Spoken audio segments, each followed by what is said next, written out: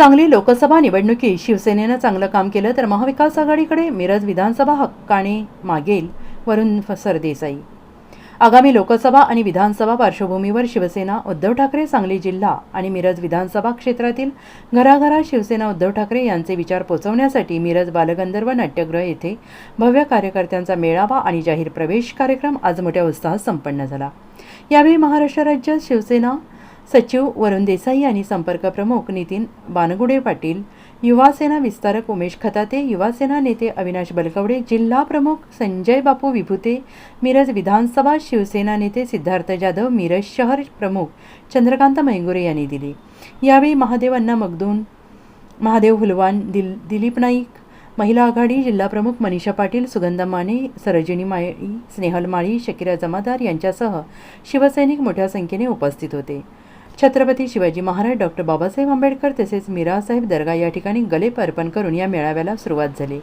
भाजप पक्षावर निशाणा साधत सांगली लोकसभा निवडणुकीत शिवसेनेने चांगलं काम केलं तर महाविकास आघाडीकडे मिरज विधानसभा हक्काने मागेल असे आश्वासन वरुण सरदेसाई यांनी शिवसैनिकांना दिले। तसेच निवडणुकीच्या पार्श्वभूमीवर तयार झालेली असून मिरजकरांच्या मध्ये भल्याभल्यानं सरळ करण्याची ताकद आहे। तुम्ही द्याल तो उमेदवार, द्याल तो मतदार, संघ जिंकून आणण्याची ताकद सांगलीच्या शिवसेनेत असल्याचे आश्वासन नितीन बानगुडे पाटील यांनी दिले आहे।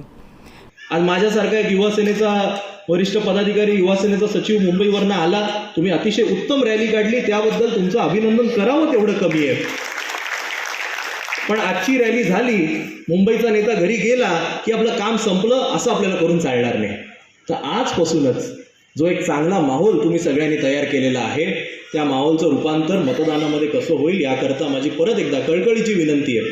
मतदारसंघ मागत असताना केवळ मागून चालणार नाही, तर मतदारसंघ जिंकावं देखील लागेल आणि जिंकण्याचं गणित आपल्याला सगळ्यांना मांडायचं आहे। आज लोकसभेची निवडणूक ही देखील अवघ्या 2 महिन्यावर आलेली आहे। सांगली लोकसभा मला वाटतं महाविकास आघाडी एकत्र राहिली तर 100 नाही 200% महाविकास आघाडीचा विजय होणार म्हणजे होणारच। आणि मग सांगलीच्या त्या लोकसभेच्या निवडणुकीमध्ये सुद्धा आपलं नियोजन कसं असेल, शेवटी कोणती सीट कोण लढेल हे मला वाटतं महाविकास आघाडीचे वरिष्ठ नेते ठरवतील।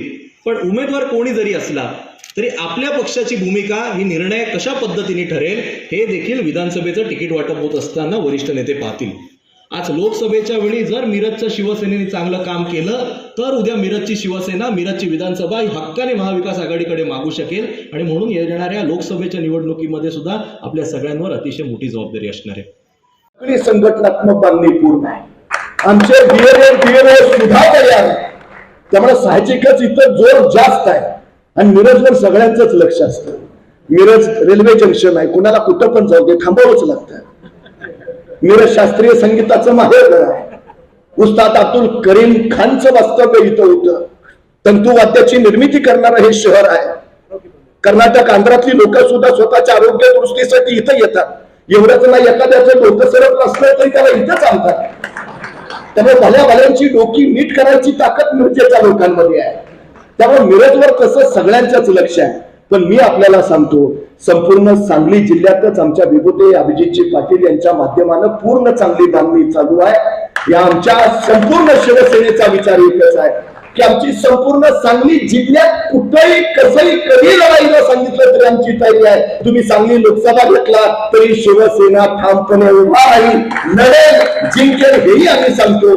पण हे सगळे निर्णय वरिष्ठ पातळीवर होतात। आमचं म्हणणं एवढंच आहे, तुम्ही घ्याल तो मतदारसंघ आणि तुम्ही द्याल तो उमेदवार, निवडून आणायची जबाबदारी सांगली शिवसेनेचे पदाधिकारी घेतील। Bureau report, SBN Marathi, Sangli.